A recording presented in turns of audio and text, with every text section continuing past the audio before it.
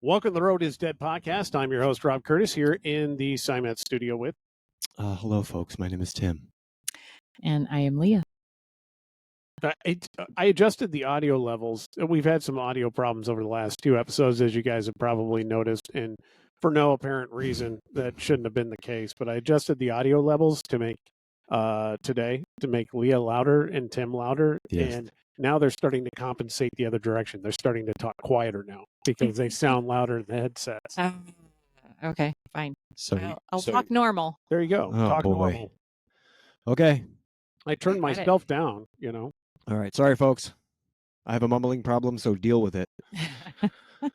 Yeah. I'm going to keep playing with those throughout the day. I had to turn myself down. Playing with your knobs? Playing with So your anyway. knobs? Yeah. Okay. Yeah, CABDA just finished. We didn't record last week. A lot of stuff going on. We had the swap meet on Sunday. You want to hit the swap meet a little bit? Let's talk about the swap meet. Sure, do it. Start off. Go ahead. Swap meet. What do you want to know? Swap meet is a place where people go to sell old stuff and get walked away from because their prices are too high. That was a thing this year. You know, a swap meet is a swap meet, and there's swap meets everywhere around the country, and I'm sure almost everybody listening to this has been to one. If you haven't, I highly encourage you to go, even if you're not planning on buying anything, just so you can go and check things out. But the old swap meets in cycling lore started out way back in the day, and it was the thing where at the end of a long season,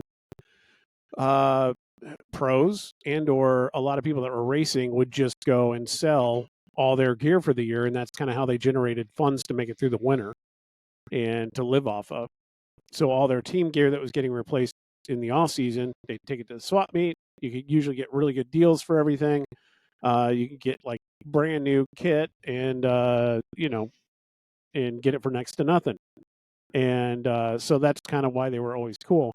When I started going to them 20 years ago or so, they seemed like they were really cool. Like you could go and you could find good deals on stuff. Like I remember being at the one up in Wisconsin and all of a sudden finding a booth that had a ton of Mavic skewers in it, really nice ones.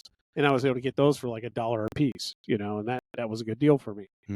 And you know, if you had a project bike, you could walk around and find all the components that you wanted for the project bike. They were either new old stock components, or even current stock. They just wanted to clear out at a good price, or you would get used stuff, and the used stuff's usually in pretty good shape. You can get it for a steal, and you walk out of there.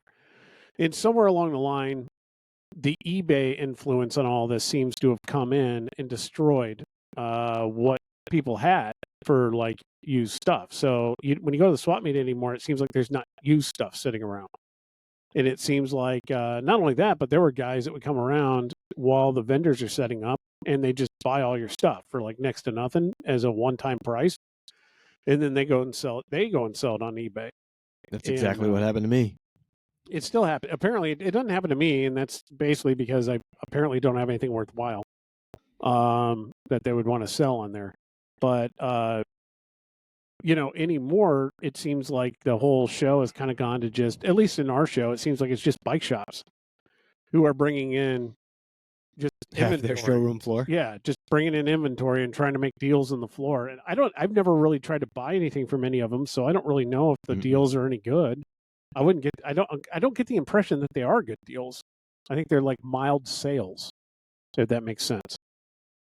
Yeah, that sounds about right. I mean, I know my attitude going in was I do not want to go home with any of this, and I was pretty successful with it, except for the the things that are size specific, like helmets, shoes, things like that. And granted, my helmets and shoes were pretty beat, so I'm not upset, and I understand that they didn't go. But all the SRAM stuff I unloaded. I did not.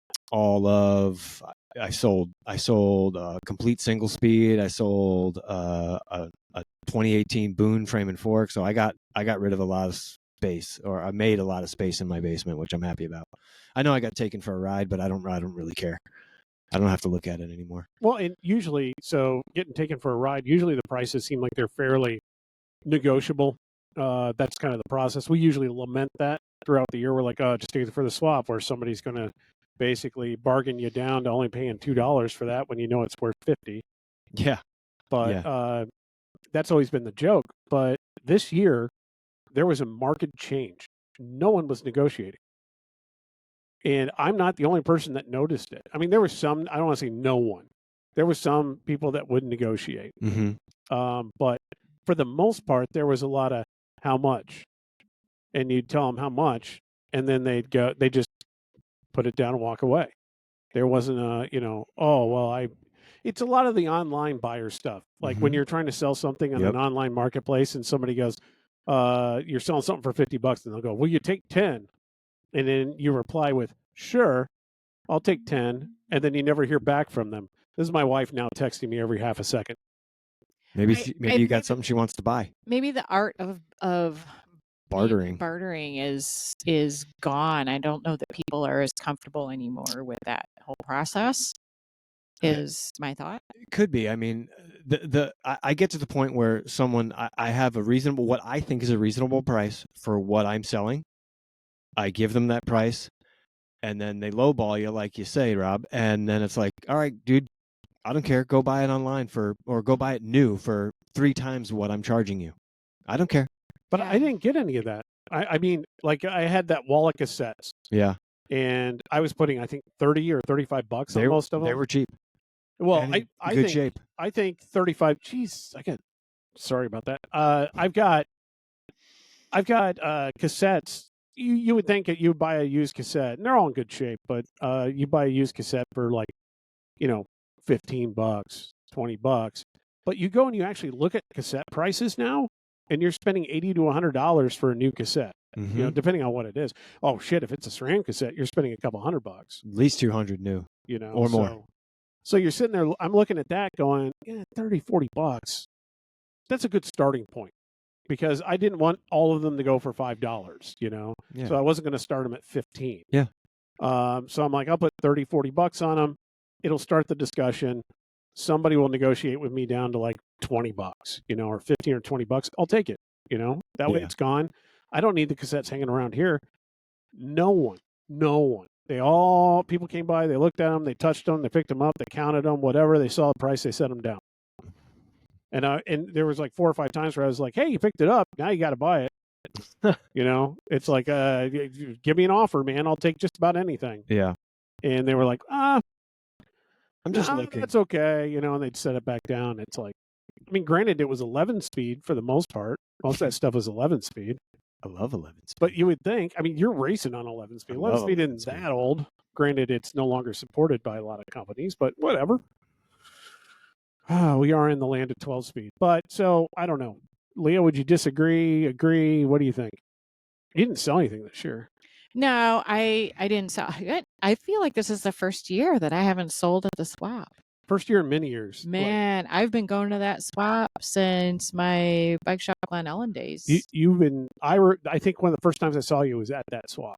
Yeah. Which would have been like 2010 or 2011. Yeah. And as a shop, it was, hey, take all of our last year's leftover inventory on clothes and helmets and shoes and any oddball like wheel sets and whatnot that we had still, because we had to replace it all with the new model year stuff anyway.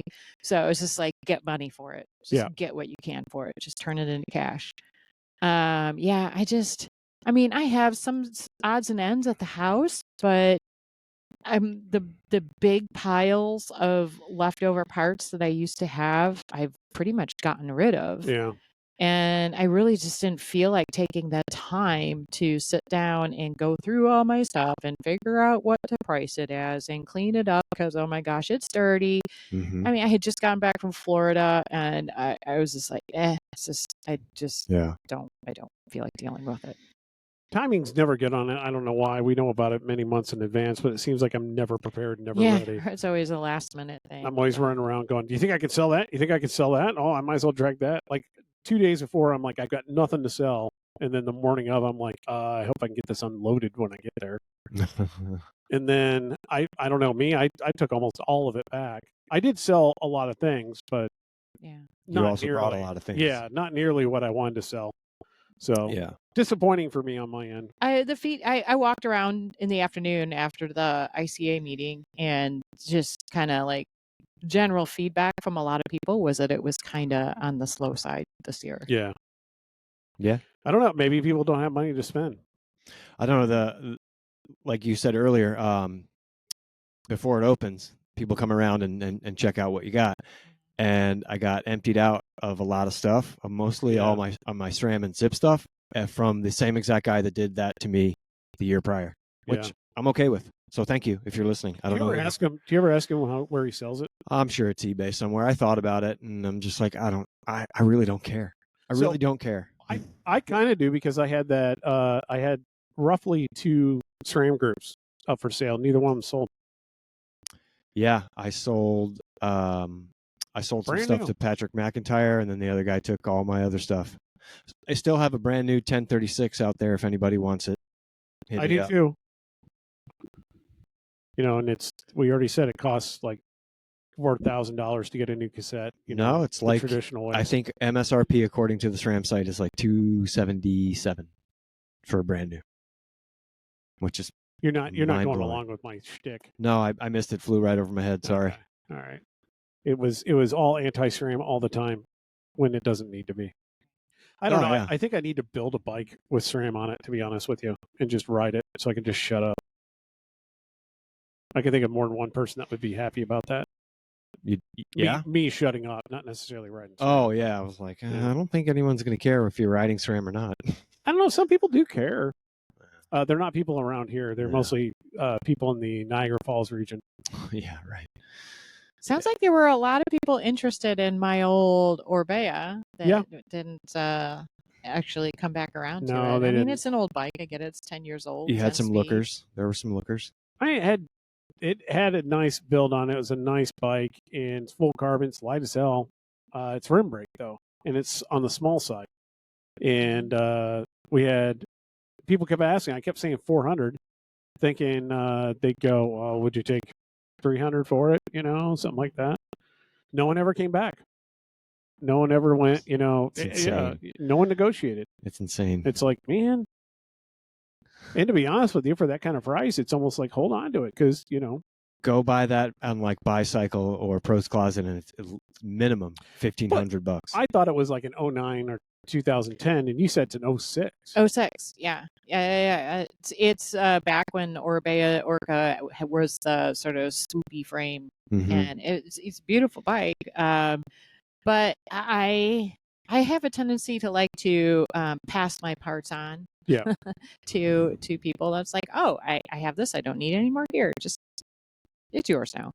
And I am kind of hoping that the frame will fit Sean Matz's daughter. At least for a year. Yeah, for a little while. Yeah. I think she's about the right size for it. So, and he'd been asking me because he wanted to find her like a decent bike.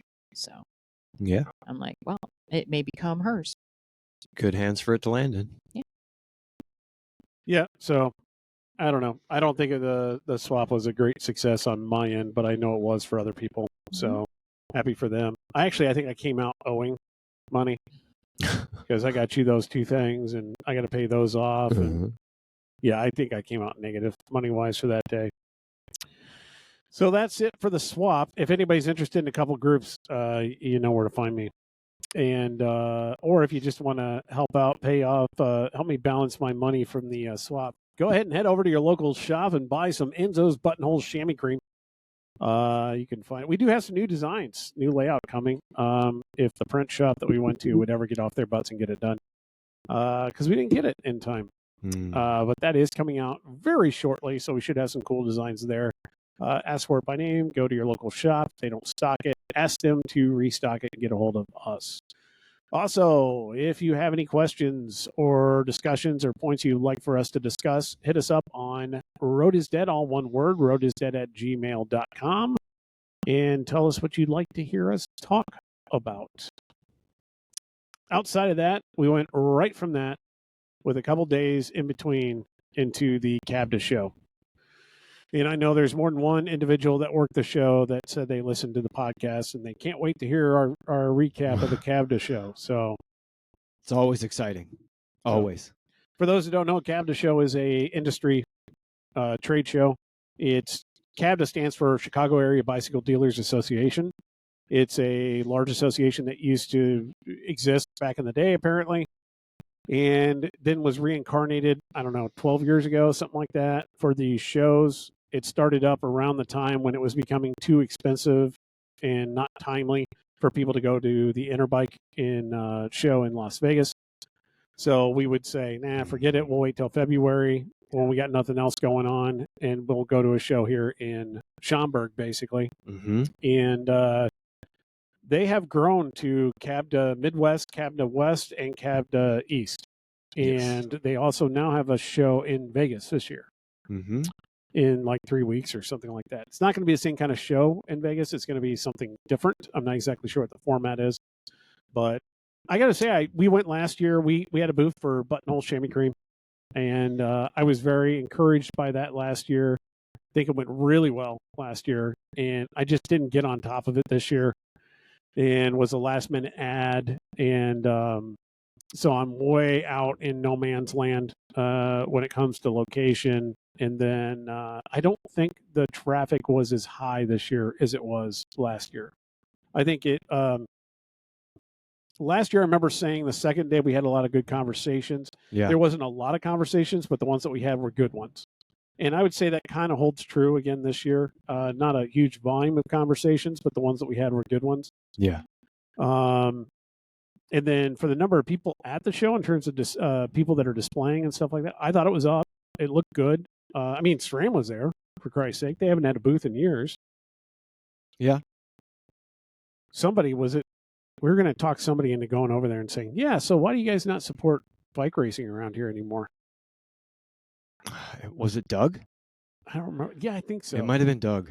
It was somebody. I know we were going to send somebody over and have them say that. So if Yeah. you work for SRAM and that sounds familiar, it's our fault. No, I don't think they care. No, They're not. They're not listening to us. Well, maybe some of them are. You'd be surprised. Some of them are. Maybe what's his name? Taco Ed? Maybe Taco Ed's I don't listening. think so. I think that's a derogatory name. I don't think we use that as his nickname. Sorry, Ed.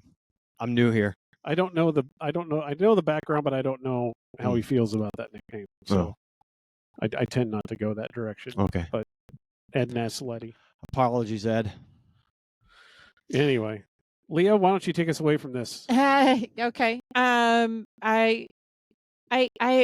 don't feel like I really looked at the show through the lens of a bike shop, but I suppose walking around, I mean, there were some things you would look at, if you carried certain brands, like shoe brands and clothing brands and nutrition brands, you could have a face-to-face and talk to them. I mean, I saw a number of them there. I mean, it wasn't huge, so it's not like everybody was there, but it did give you a chance to talk to people that you have accounts with and actually see them face to face and actually find out what was new, or if there was anything new to know about with the companies. I saw just in general, I just had that same general feel of the show.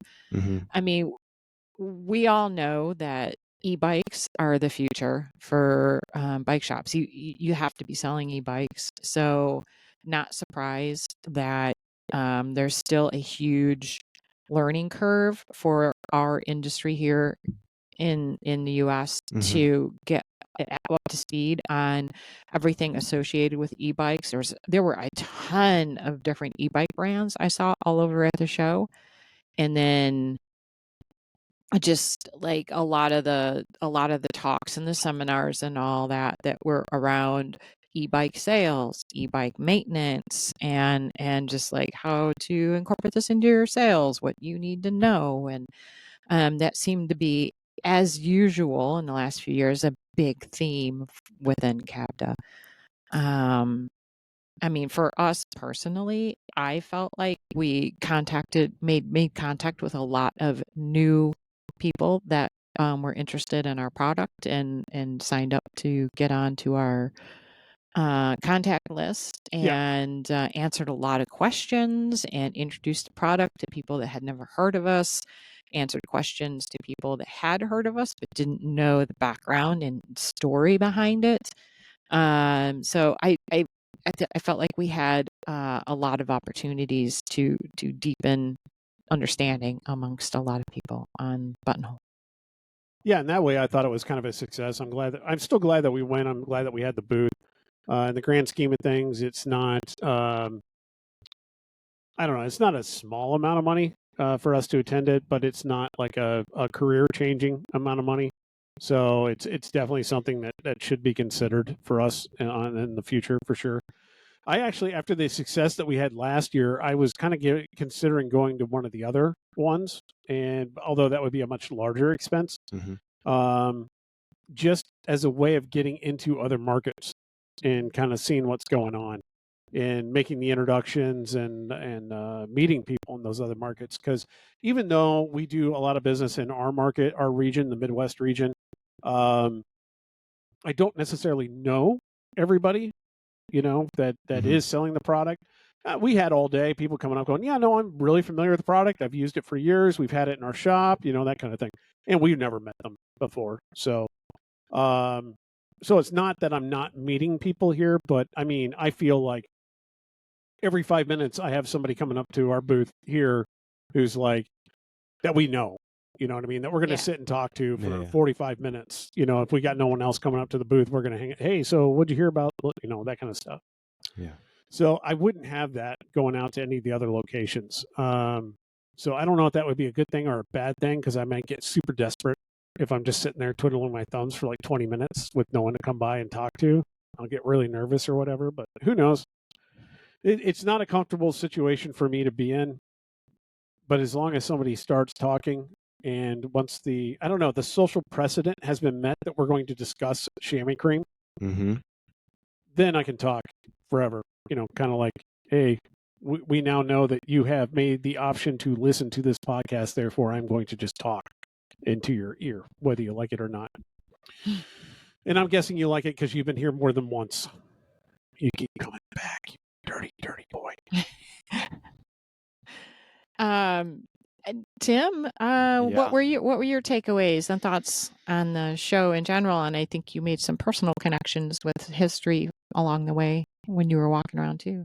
Oh yeah, I got a chance to reconnect with some old friends from the BMX side of things, guys I haven't seen in probably a little over 2 decades, probably since the early 2000s, which was cool. I didn't expect them to be there because off of the year prior, I didn't see a lot of people I knew from that side of things there in attendance. And then I would just kind of took a hot lap around and ran into one like almost off the bat, and we hit it off. And then another one came, and and I was like, what the hell is happening here? This is awesome. So it was really nice. It was a special moment, and got to reconnect over some things that, the BMX bond runs deep. It lasts for forever. So it's pretty cool. So that was nice. But I didn't really, as far as walk the showroom floor, I did a hot lap early the second day, like an hour before the show opened, just to kind of put my eye on some things I had, in the back of my head. But I didn't really approach them fully because I just don't want to sit and listen to someone's sales spiel. I just want to look at it without being asked 100 questions, because I'm socially awkward. And I have a hard enough time holding a conversation with my wife, let alone someone who's trying to talk to me about something I may be interested in. But that's a me thing.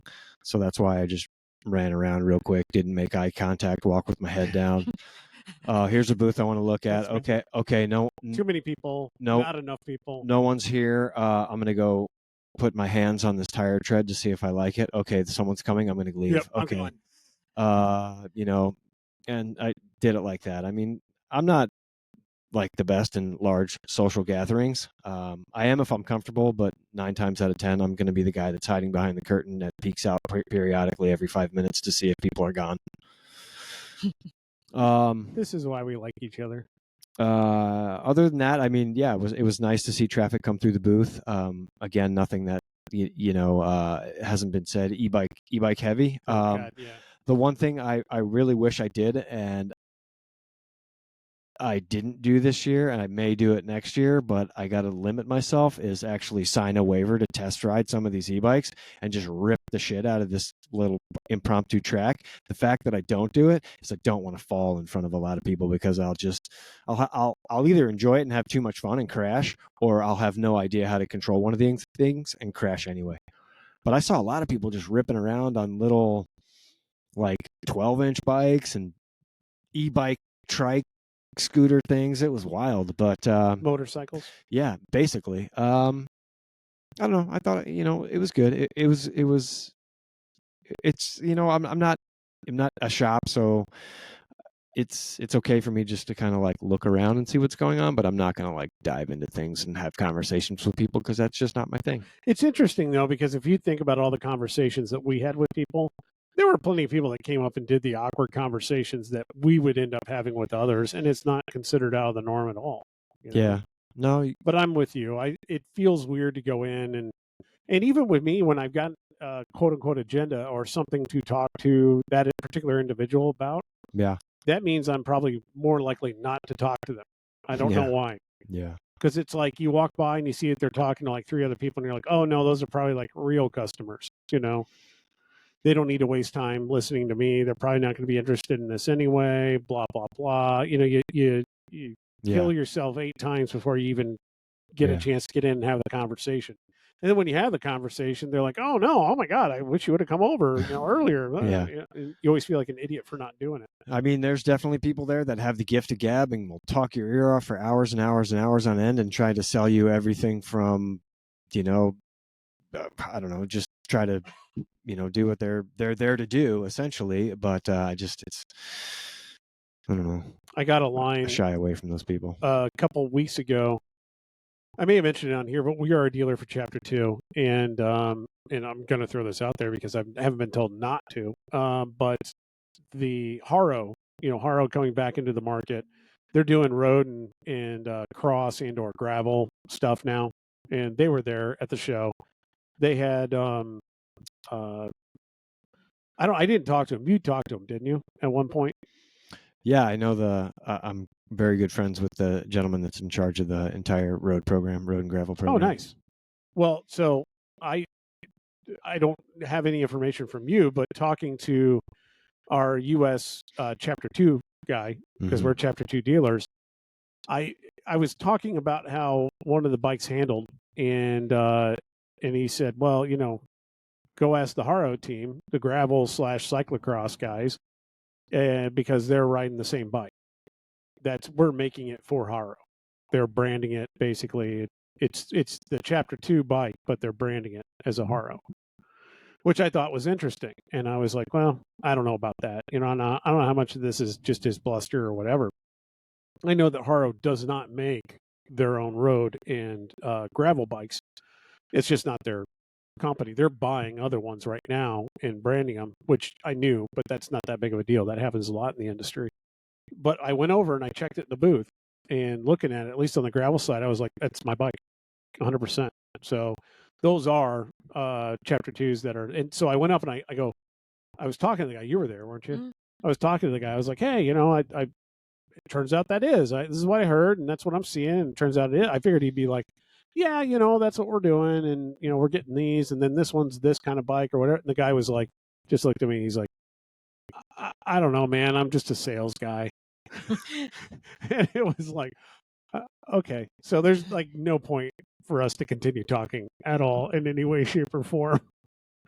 But I don't know. It was cool to see them out there. I don't really know what their plan is. Do you know? I mean, did you talk to them a little bit and get an idea of kind of what their plan is going forward? I did. Not going to discuss it at all? It's not my place to. All right. It's not my place to. I mean, it's a startup.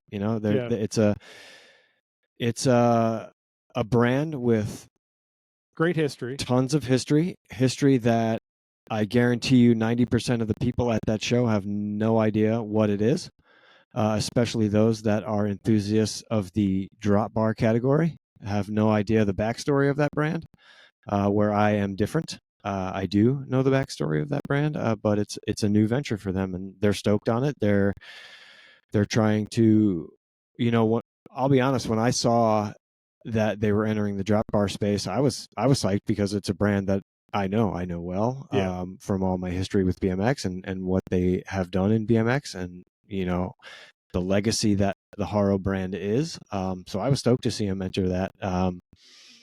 But it's like anything. It's a new venture for the brand on the drop bar side of things. So they're just trying to get the name out there and hype people on the brand. It's awesome. And they're sponsoring drop bar side. They're sponsoring. They have a deal with the Team Winston-Salem, who is Will Harden, who used to be on Project Echelon. They have a deal with them. Some other people in the works. But that gravel bike is not the one. I saw a bunch of Haros or a few Haros at Crossnets this year, and that's not there. It wasn't the gravel bike. Wasn't that one? No. Yeah, I had a feeling because we've talked about the issues I've had, and I don't see how that could even feasibly be on an elite cross application. It could. It could. It might not be. Every rider's different. Every rider sets their bike up differently. So that geometry might work super good for somebody, in a cyclocross, application, but that's the general trend now with gravel bikes. They're going with longer top tubes and real short stems. That's more heading more towards the mountain bike. A 54 is going to be a effective top tube of a 56. Yeah. And you're going to run a 60 or 70 stem. It's bad. I've always been like between a small and a medium, and or a 52 to 54 in a traditional bike.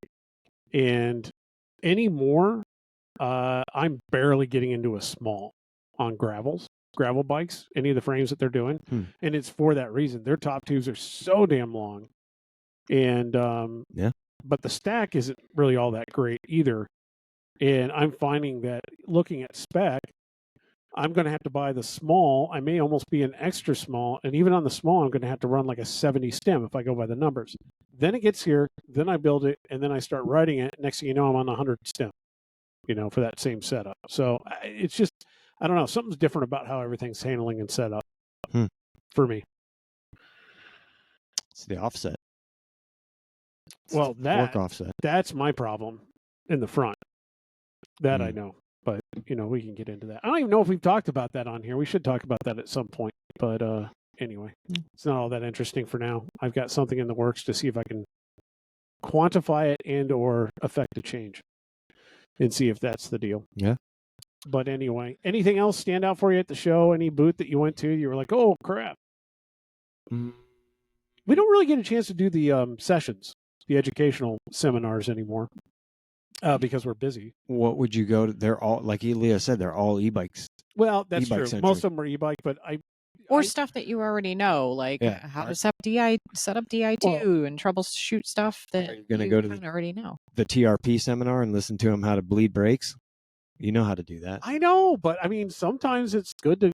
Okay, Stram was running some called like the service that you should be doing or you're not doing at the shop yet. And I was like, you know what, that would be interesting to go to, and I just forgot. They had 3 a day, I think, both days, and they were doing it right there in the booth. I did want to go and I see that, but I didn't get a chance to service the bike and upsell your ass off. That's kind of what all of those generally are, but I don't know anymore the way the future of the industry. Okay, I've been wanting to do an industry focused podcast, and I know you guys hate that, but this is like our one opportunity to kind of do some of that. I'm out. Nope, just kidding. This is my one opportunity to do some of that. But we're looking at a weird landscape in the industry right now, in my opinion. And we have all the direct-to-consumer stuff through most of the brands, and that's kind of changing the whole shop dynamic at this point. Be that as it may, in all the groups and everything, it's all doom and gloom looking for shops for this year. But I didn't get that from the shops that were there at all. If anything, I got the feeling that everybody felt like there was a great opportunity coming up this year. I read an article that just came up in my news feed. It's something from Bicycle Retailer recently, just feeling out a few shops, and their vibe and what they think the industry is going to look like this year. And somewhere the political blah blah blah, tariffs blah blah blah, and one guy, I was like, good for you. He was just like, I don't really care. Yeah. It was so awesome. He was, I don't, to paraphrase, he was like, I don't really care. I don't want to talk about that stuff when people come into my shop. I keep my conversations service focused and away from all that crap because it's just depressing. And I was like, good for you, dude. That was awesome. And on the bigger, I appreciate that standpoint. At the same time, if you're an OE, you can't do that. If you're a shop, you can do that because you got service to focus on. Yeah. And the bikes kind of take care of themselves too, because you have OEs coming to you with plans, and this is what it's going to cost, this is what you're going to sell it for, and it's kind of a straightforward kind of thing. But when it comes to the OE side, and it impacts a lot of people like listening only from the standpoint of, when we do all this D2C or like direct to consumer stuff, they are acting as the OE in a way. They're sidestepping the shop, and so they're ordering direct from the OE. As a result, they're going to get hit by a lot of what's being proposed or what's being changed. I had a conversation with Boyd, a pretty long conversation, where we talked about changes that are coming down the pike and kind of what things look like. I got to be honest, I think he's in a great position, and I like what he's been doing. If anybody's interested, go look up there's a podcast that I think was a Marginal Gains one, where Josh Portner interviews Tony. I want to say Crockless, Tony. He's the guy that started Allied and now is running Serrata, not Serrata. Help me out here. Bought Time bicycles. But the carbon stuff that they bought, that wheel company over in Germany that's using that carbon technique. They brought it to Greenville, and now they're all coming together under the same roof. And it's not just wheels, it's not just frames. That is one of those things where if tariffs become heavy-handed and it becomes an issue, it's going to become an issue for those that are importing small amounts, which are going to be the people that are buying direct from the factory for their own personal use. They're going to get hit harder. For anybody that's listening that doesn't know, we already get hit by tariffs when we import over certain levels. You get over $800, which is basically any kind of shipment we would get from a factory. We're getting hit by tariffs and always have been. So that's nothing new. But if they're getting hit by it at that small end, it is that one-time opportunity where we actually do have a stateside solution that could be the way that we start going. You can say that Envy does their own stuff, and Zip supposedly does their own stuff. I know that they're doing some layup, but it's kind of like saying Trek does some layup still in the U.S. They're only doing the high-end stuff. Everything else is being manufactured overseas and coming into them. So, and if anything, to be honest with you, I hit up a few people with this question, and no one had a straight answer, but the general consensus was Zip is providing wheels in a lot of different markets to a lot of different places, and they're doing a lot of OE work now, and it's not all getting laid up in Indianapolis. It's getting laid up in all over the world. A lot of work. They're doing a lot of work in China and so forth anymore. So who knows who's got and where it's coming from. But that's a discussion that's going to greatly impact our industry as a whole. But when it comes to the end user, end rider, and consumer, the only thing you're going to see is either change in availability or just higher pricing. That's my take. Yeah. Yeah. Remains to be seen what all happens. I got nothing else to add. I'm not going to talk. You're talking industry stuff, and I'm just like, keep talking. We talk about this stuff all the time. You got to have some sort of an opinion on it. But I know you think that an opinion is probably a political one at this point. So we're sidestepping the third rail, so to speak. But I don't think it has to be political. I think it's just general manufacturing, kind of what's been going on, the general trend in our country versus how we manufacture in this industry and bring it in. We've obviously always had a heavy Asia focus in this industry, at least have since the 80s. And I don't see that changing anytime in the near future. But I think it will change incrementally over time, for better or for worse. Who knows? Maybe we start 3D printing parts more reliably. I'm not running those. You're not running 3D printed parts? Nope. Not even 3D printed stuff? 3D printed what? Titanium stuff? Nah. What do I need titanium for? Because it's 3D printed. What do I need that for? Because it's 3D printed. I don't care. It's the same reason why you need one by. Like I'm the dude that's still running 11 speed. Well, you need one by because they made it. They thought of it and they made it, so you need it. Trust me, I had it for. I know. I'm just being. I had it for 5 years almost. Got rid of it. I mean, it's still great for cyclocross. Great I love for cyclocross. Love it in cyclocross. Love it, but is it good in mountain bike racing? I mean, it would make sense that it would be good in mountain bike racing, but oh yeah, of course. So, what racing is it not good in? Gravel. I mean, the argument's out there. Is it good for road? They use it for road. It is available for road. I think it's shit on the road, personally. Well, you might think it's shit on the road because you're not getting what the professional teams are getting. They're getting shit that's custom made for them. They're not getting they're not walking in the shop and buying a cassette. If you look closely at their cassettes look vastly different than what is available as a consumer. Plugging all the holes in the gaps. They have multiple different size front chain rings if they're going one by to choose from, which we do not. So yeah, it makes sense for them to, and plus they're paid to tell you it's good. Yeah, but no, it's not what I'm asking though. I mean, if do you think, what other forms of racing do you still think that one by is good for? From me personally, yeah. I think it's fantastic in mountain biking, and I love it for cyclocross. I don't, it's personal preference for gravel, and it's personal preference for road. I don't need it for road, and I don't need it for gravel. I should try it for gravel, like wide range one by. I will tell you, you will hate it. I know I'll hate it. Your initial thought will be, this sucks, because you're not used to those gigantic jumps. And unless you're willing to put a 46 or bigger on your front, you're going to hate it. Especially when you're rolling a 42 1044 or a 1052. You're going to be, no, you don't need a mullet. We don't need a mullet setup. There's a 1052 sitting right down there. Nobody in this area, in the Chicagoland area, needs a 1052. You do not. Now, if you live on the West Coast, I get it. If you live somewhere in a mountain range on the East Coast, I get it. Colorado, I get it. But here, immediately, you don't need a 1052 for riding the prairie path. Oh, I'm sure there's somebody that has justified it. Oh, I see it all the time.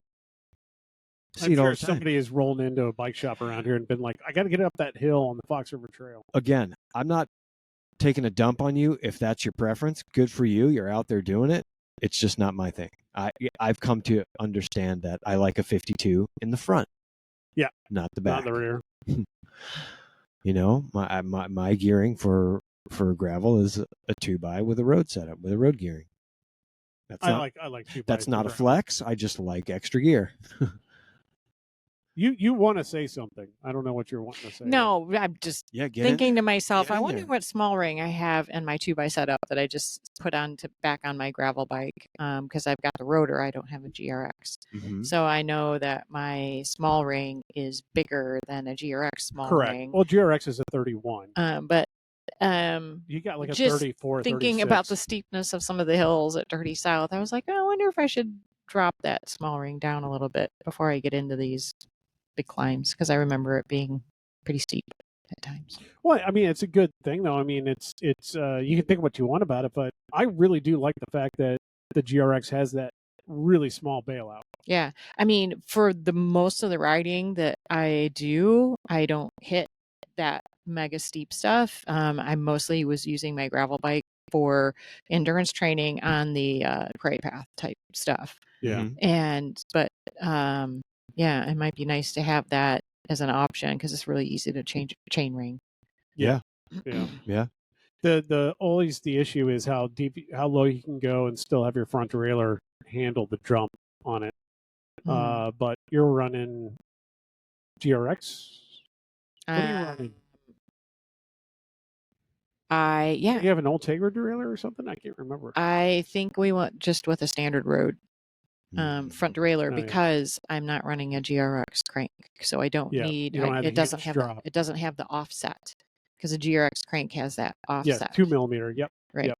Gotcha. Yeah. And same with what do they call it? Not D-fly. What do they call the SRAM stuff? Y-fly? Why? No, what is Right. it? No, I don't know. the wide range shit. Explorer. Right. They call their shit Explorer, but their Explorer is 2 millimeter offset as well Right. too. So it just got me thinking.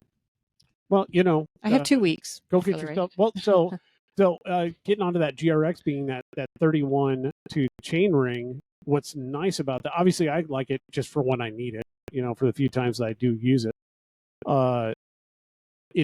We got Rich Smott, who's getting back into riding some more, and he wants to go and do some gravel events. And there's some that he is quite honestly concerned about. And he's like, I just don't have the gearing to go do this stuff because he's got his old traditional setups from back when he was racing all this stuff. And very easily and quickly, I was able to go, look, we can get a GRX crank on there, and you got a 31 on there now. And he's still got a traditional bike everywhere else. And now it's just a matter of making sure that we've got a derailleur that will do it, which we've got a GRX front derailleur on there. And because it's all Shimano set up, we can just run the regular Shimano road mechanical levers and still run his cannies for the brakes and still get away with it, even though GRX has always been a hydraulic disc group. So that's the beauty of that kind of stuff, that it all kind of works together. Yeah. That's what I like about Shimano. Somebody will say SRAM does that, but it only does that within its own little generation, so to speak. Yeah, and then they come out with something new and you got to buy it. The old mechanical stuff was good. I mean, the old mechanical stuff was 1-to-1 ratios, and you could run the mountain bike stuff with the road stuff, with the, you know, and it all worked well and it played well. Yeah. But you could make the electronic stuff do that, but, you know, then people would want to keep it. Yeah. I don't know. Apparently 11 speed's going away, though, right? Even on the... went out for 11 speed. Yeah, Shimano's side. So we even got word that there are replacement Shimano levers available in some way, shape, or form, but nothing official, and you have to like call certain places and go certain places to get it done. As long as I can get cassettes, I'm good. Yeah, I think cassettes and chains, all the wear components are going to stick around for a long time. I will say Shimano's doing some really cool stuff with that Q's setup, which is going to be that not race stuff. So the old Tourney, Acera, you know, Sora, Tiagra, all that shit. All that now is under that like Q's envelope, and it's all been redesigned. It's inexpensive, it's efficient, it works well together, and they've used like 11 speed as the basis for all of it. So you're saying I can go with Q's? I'm saying that there will be 11 speed chains through Q's for a long time. Yeah, I mean, so, but they do multiple speeds. So you can get down to like I think 7 even, or maybe 8. But I know for a fact they're 9, 10, 11 through Q's. My bike but only it's goes all to running 11. on 11 speed chain. So my bike only goes to 11. It only goes to 11. Only. So that's my way of augmenting it. I didn't really have a lot to talk about with the show. In general, I've got this feeling of, and I think a lot of that has to do with the fact that this shop is a complete and utter freaking mess, and it's causing me a lot of stress. And it's a mess because we had all the stuff that I was doing beforehand, and I had it pretty clean, like 2 weeks ago or something. And then you're like, I don't remember that. Do you remember that? I do. All right. It was clean for about a day and a half. It was awesome. Pretty clean. I cleaned it up a couple of times too. And then all of a sudden, everything blew up. No, you went. Is that when you brought your car engine in here and all the other car parts that are in here? I've even cleaned up a lot of that. Yeah, well, the guy coming in to replace the lights forced you to have to push a bunch of stuff out of the way. And you were like, all you did was like rearrange stuff, and it looked clean. Well, I rearranged it. Well, and I rearranged it, and it looks a lot cleaner down there right now. And why is that? Do you remember? Because you bought a new toolbox and put all the tools in it? No, because I had to get everything in my car to take to the CABDA show, and she was throwing a fit and throwing stuff around. Oh, geez. And I just glad I wasn't here for that one. I just didn't want to deal with it, so I just cleaned everything. Glad I wasn't here. It was like I couldn't even walk. He's like, "Go do this over here and to take this and move all this stuff." And I'm like, I can't even can walk through Just here. kicking boxes, kicking Like I'm tripping over stuff, and I'm like, this is a health hazard. kicking I'm full calling drums of OSHA. chamois cream against the wall. This place is it's an embodiment of what goes on in my brain. So there's a lot of doom piles all over the place. I have at least learned to recognize that that's what that is. I think I have gotten better over the years, last few years, and I'm slowly getting better with managing a lot of it. I'm getting rid of a lot of stuff, and it's taken time. And I feel like the mess that we have now between the swap meet, everybody else's shit that I got to sell at the swap meet, and now all the stuff coming back from CABDA, my car is still full. It just feels like it's a 12 steps back, and I just don't want to do that. So I'm a little frustrated with that. So let's just get shit organized, and then you'll feel better. Or Or hear me out. It's Friday. I could go to the Dutch and say forget all this stuff. okay. Anyway, I did enough of that this week. Well, happy Valentine's Day, everybody. I hope Oh, yeah. everybody has some fun plans, maybe or not. I plan to curl up on the couch with my husband and watch a movie tonight. I say that you should, whoever you are, if you're listening, you should take a chance today to make your saddle area sore from something, whether that's riding or writing. I pushed heavy stuff around in my basement this morning. That was my workout. The heavy stuff being actual weights. Yeah. Okay. Yeah, let's clarify that a little bit. Yes. But happy Valentine's Day. So with that in mind, if you had to pick a bike that would be your Valentine that you own right now, which one would it be? In your current quiver? In what you have Okay. currently. Go ahead. That is my Valentine. Yeah. What bike is your Valentine? Is my favorite. I don't know. I'm just asking which one's your Valentine.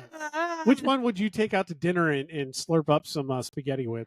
Oh Lady my and the Tramp. gosh.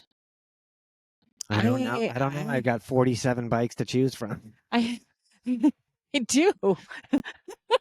Just, Okay. Maybe not quite 47. I was shooting for the moon there, Is but it apparently that's true. Toss? Is it Toss? Oh my gosh. I love my road bike, but it's been the place that I have to go sit on in my basement, and it's not a whole lot of fun right now. You pretty consistently have loved that road bike though for yeah, I years have. now. The one that I've been thinking about a lot, and I really feel the need to go reconnect with. Like give it a call, slide into its Yeah, it's just DMs like or it's whatever been the kids too do. long. It's my mountain bike. Yeah, I can see you doing that. You're not going to touch that thing till August. But potentially, maybe not. I don't know. I've been thinking about her a lot, and I think there. she needs to get to. Let everybody know, what is it? It is a Kona Hey. Hey. Components. I actually took her ETAP battery and threw it on the charger the other day. Well, that's step one. That's step one. There you go. Put some air in the tires. Check the sealant. Yeah, that's gonna be dry. So I'll get out. That's like me grabbing the studded tires like 2 months ago and being like, I should throw some sealant in here. Yeah. That's stuff. And then you realize what a process it is, and you go, "No, I don't want to do it." No, I did, and they're rideable. I'm actually going to try to ride them tomorrow. There you go. But okay, so your mountain bike, you're taking out to dinner. Which bike are you taking out to dinner? Let's see. I think that's pretty easy. I'd take my gravel bike. I just like the way it fits. I like the way it feels. I like the way it's set up. Factor? No, it's a Pivot. Oh, Pivot. Sorry, why did I say Factor? May change soon. It's getting a little outdated. But after you put the... Going to be a Haro? Is that what you're saying? No. After you put DI2 on it, and I went back to a road gearing on it, it's gotten exponentially better. It just fits better. It's it's a little on the heavy side, but I attribute that to using just heavy tires and things like that. It's kind of winterized right now, so I just like the way it fits. I like the way it feels. I like the way it handles. I got to get a brand new headset because it's never been cleaned or switched out, and it's 5 years old, and it's actually like actuated, so it's like bunk, bunk, bunk, bunk, bunk, bunk. It's pretty bad. Yeah, it's got positive stops in it. Yeah, exactly. So other than that, I might fancy the mountain bike. It has a tendency to sit for very long periods of time, but if I had to choose, I'd probably just take my gravel bike. I can't. I won't ride my road bike on the road anymore after I blew my derailleur off and it sheared a hole in the chainstay. Yeah. So that is. But that's the second time you've done that. Not to that degree. The other time the chain just dropped off the rear derailleur and it busted a little plastic piece. Right? It busted a little plastic piece off the cage. This actually ripped off completely and went all the way into the front derailleur. And in doing so, it spiked the chainstay, and there's a giant piece of carbon missing now. So that bike is dead. I still say it has something to do with the cage. I don't really care as long as it functions on the trainer. But that's two different derailleurs. Two different derailleurs. Same design. Yeah, two different E-tap derailleurs. One was super duper old, and I don't know. Well, they're both the same generation. They were the original 11-speed E-tap. Yeah, but that's the one that. Yeah, I told you. Oh, yeah, wow. And it was the pulley detonated, and we had pulley problems with it the last time on the other one. Yeah, but that was after putting the Kogel pulleys on. It wasn't the stock pulleys. I got Kogel pulleys, and then it happened when those were on. Yeah. So they're back on there now, but I'm not going to be out sprinting in the street to try to win the town line sprint. Part of this has to do with the fact that you have too much power, right? I don't. Either that or just poor bike maintenance. Yeah, you do ride the hell out of everything, and you've got a lot of power. I don't have these issues. Yeah. Well, it's always time to work on it. You could always slide 100 watts my way that you probably don't need. You still win anyway. So. Right. You could spare 300 or 400 watts and still come in first. Come on, hook a brother up. Well, thank you for the kindness. You guys are too kind. All right, Rob, you're up. I should have been thinking about that, huh? I would say if I had to go grab a bike and it was a beautiful day out and I could ride anything, I'd be grabbing my gravel bike. That would be my chapter 2. I do like riding it.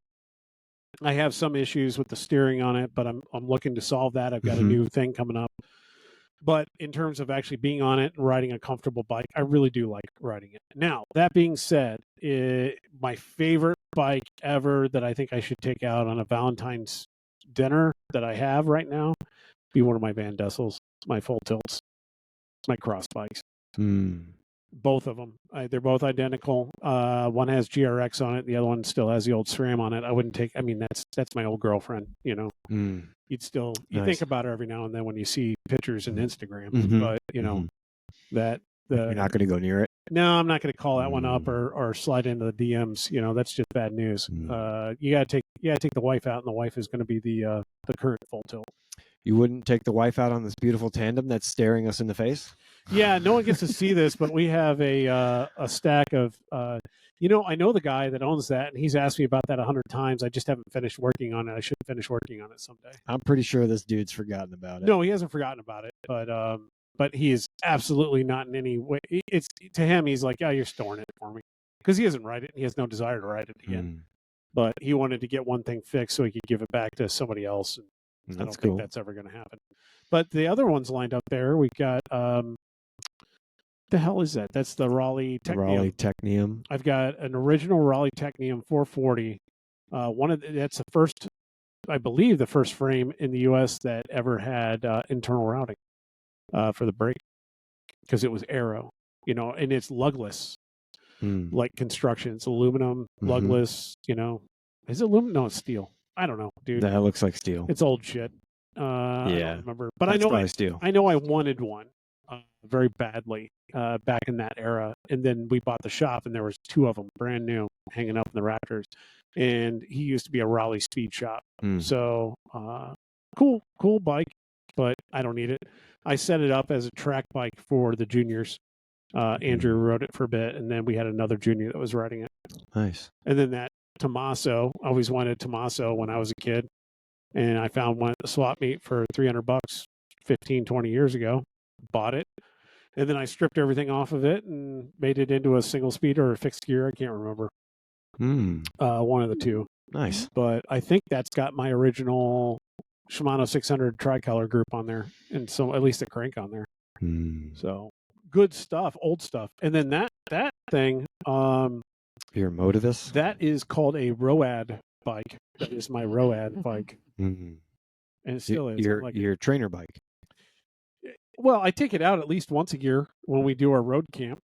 Oh yeah, yeah. And That's I coming ride up. that, and I really enjoy riding it when I'm out there at it. And I go, God, I love road. Why haven't I been riding road? And then I get back and I see my gravel bike and I throw it in the car. That happens. Yeah. I mean, I'm always walking past my road bike to get to my other bikes. So I get it. Although I do love those wheels. They're Cymet. They're really fast. Yeah. If you need fast wheels, go ahead and give us a call over at Cymet. Jump over to cymet.com. Check out our offerings. Obviously, it's not everything because we are full custom builders. Send us a line and we will quote something for you and get it built up. We work with just about every major brand, every type of hub, rim, whatever out there, and we can give you all sorts of information about it. Speaking of which, none of us talked about it at the swap meet at the CABDA show. Bird was there. Bird has a new aerodynamic wheel, they say. Did any of you guys talk to them about that? Did not. Did you? No, because I think we all understand it's not aerodynamic. Not in my experience. Because they're still using Bird spokes. If you've ridden Bird spokes, they're not aerodynamic. I love my Bird spoke wheels until a crosswind hits me. Yeah. So absolutely would ride them. In fact, I'm pretty sure that gravel set I built is going to become my cyclocross, one of my cyclocross wheel sets, because I think it'd be great for cross and great for mountain biking. Cross, If I get back into mountain biking, I may end up building myself a bird set for mountain. I don't know. We're a year in with our builds with our birds. I ride my birds all the time. I love them. Mm-hmm. I absolutely love that wheel set. Yeah. I don't know. What do you? You're mixed on it, I think, aren't you? I definitely being, it takes a lot of weight out of the wheel set completely. Lightens up your bike exponentially. Oh yeah. I know when you built them for me, Rob, and I put them on my gravel bike, and I actually just gave it like the weight test. Just pick it up. I was actually shocked at what a difference I felt, and then riding them and actually riding them uphill and having all that weight removed, it makes a huge difference. But like Leah said, and I've experienced, I was out west doing just a big gravel loop, and I hit a crosswind, and I was at a 45 going, God damn, this sucks. Yeah. And now it was like, it was pretty hard to control it given the wind that day. And I was like, I didn't think that they were this inefficient in a crosswind. And then, Leah, I brought that up, and you had said you experienced that. Rob, I'm sure you have. Yeah, I have broken a spoke out of them already, which you replaced with just a standard spoke. But I narrowed that one down. That was due to the use of the nipple washer that I chose to use. Yeah. So that wasn't a problem with the bird per se. No. But that was the topic. That wasn't the only broken bird I've seen. And that was the topic of multiple conversations that I had with different people, albeit all of them not at Bird. So they did also introduce a new tool. They were helping introduce a new tool. They have been running it. They've introduced it to a bunch of their OEs that they build wheels with or for. Mm-hmm. And it's a truing tool. And really automated, huge truing thing that, computers set up, tells you how to true the wheel. And the general consensus out of it was neither one of us really spent any time looking at it because we didn't need to, because it's basically for companies that are building more than one wheel set, and they're using labor that kind of knows what they're doing but isn't really a good wheel builder. So it helps reduce. So you're saying a guy like me? Well, no, never mind. I can tell by your silence. You're like, you suck. I'm not saying anything. You suck at anything to do mechanically with bikes. I've seen it. No, not at all. You can destroy anything mechanical on a bike, and not purely through maintenance. Yeah, but I can't fix it.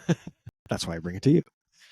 No, isn't it stupid? Like $7,000 or something like that. $7,000. Yeah, it's $7,000 right now. They'll probably get it down to something that's a little bit more reasonable, but it's kind of like who they're aiming it for. It's OEs. It's got to be people building a lot of wheels. I don't know. Who knows? I don't know. I think CABDA was cool. I mean, there was a lot of cool stuff. There was some cool tech, some weird stuff. But the coolest thing I think that I observed was the fact that people were walking around They were smiling. Yeah. They were upbeat. They were high-fiving. You know, it was a good vibe altogether, and that was good to see in an industry that's kind of like it's been beaten down. It's like struggling to keep its head above water. So that was good to see. Yeah, I would agree, and that's what I think I was trying to say with the whole. It wasn't doom and gloom to the people that were there. Everybody No. had a pretty good Yeah. attitude and was excited for the year. Hopefully, we can carry that on. Unless anybody's got anything else. Nope. Thanks for joining us for the Valentine's Day edition of the Road is Dead podcast, where it was full of love, where I feel like I just kind of complained the whole time. Out of love. Out of love, sure. Yeah. Love you guys, all of you. So let us know in the comments if you really did think Rob complained the entire time, yes or no. We'll discuss next episode. I already know the answer to that one. All right. So if you have any topics that you would like for us to cover, I keep saying this, but no one's sending stuff in. You know, we would love to talk about what you want to talk about. I say that, and then you're probably going to send something in, and I'm going to be like, I don't want to talk about that shit. Or we can't talk about that. Right. We can't burn every bridge. Yeah. But, you know, hey, give it a shot. Send it over to us at our email, roadisdead, all one word, roadisdead@gmail.com. Go and pick up some buttonhole chamois cream. Check out peddlingminds.org. Give Mike's group over there a little look. And anything else to plug? Buttonhole chamois cream. If I didn't do it, did I do it? I think we did. Let me do it again. Buttonhole chamois cream. Go take care of your buttonhole. Yeah. Well done. Anything else? Nope. All right. Well, thanks for joining us, and enjoy the ride.